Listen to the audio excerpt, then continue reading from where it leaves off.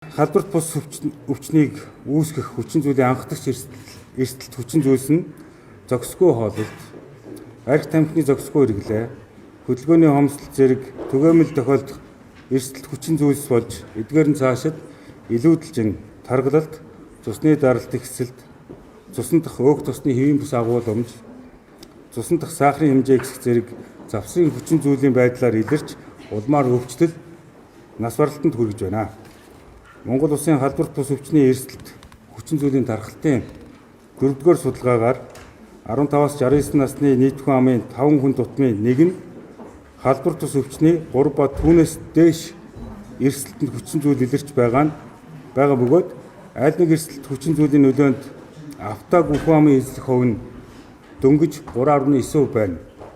Энэ нь хүн амын дунд эрүүл амьдралын хэв маяг, дадал зуршил хэвшээгүй, эрүүл сонголт хийх боломж хязгаарлагдмал байгааг харуулж байна.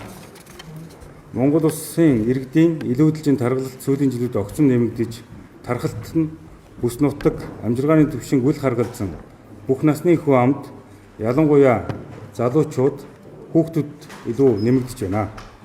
Тухайлбал Монгол Улсын насан туршидтын 15-аас 69 насны хүн амын 31% нь илүүдэлжинтэй. 15.5% таргалттай байна. Илүүдэлжин болон таргалт нас ахт тусам нэмэгдэгч залуусын дунд эрчимтэй нэмэгдэх хандлага ажиллагдаж байна.